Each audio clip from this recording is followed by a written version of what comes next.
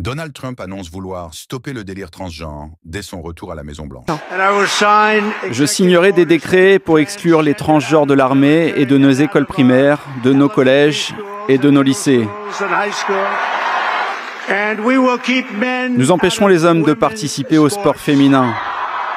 Sous l'administration Trump, la politique officielle du gouvernement des États-Unis sera qu'il n'y aura que deux genres, masculin et féminin.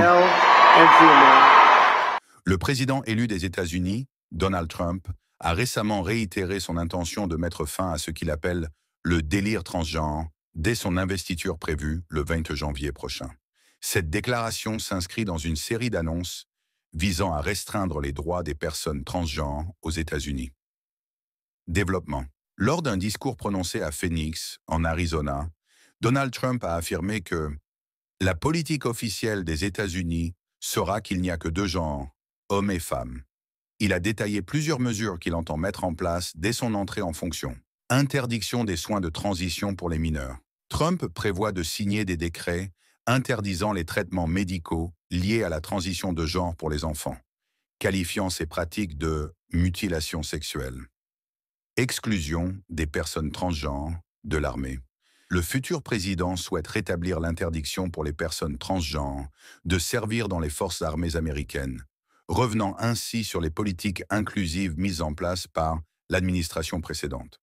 Restrictions dans le milieu scolaire et sportif. Il envisage d'interdire aux étudiants transgenres l'accès aux installations correspondant à leur identité de genre dans les écoles et de prohiber la participation des femmes transgenres aux compétitions sportives féminines. Ces annonces ont suscité de vives réactions au sein de la communauté LGBTQ+, et parmi les défenseurs des droits humains, qui dénoncent une attaque directe contre les droits des personnes transgenres.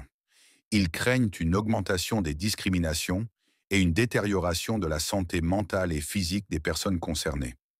Par ailleurs, le Congrès américain a récemment adopté un budget de la défense, incluant une disposition supprimant la couverture des soins de transition pour les enfants de militaires, reflétant une tendance politique visant à restreindre l'accès aux soins pour les jeunes transgenres.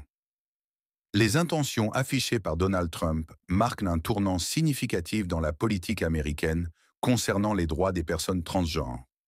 Alors que son investiture approche, les débats autour de ces questions s'intensifient, mettant en lumière les profondes divisions au sein de la société américaine sur les questions de genre et d'identité.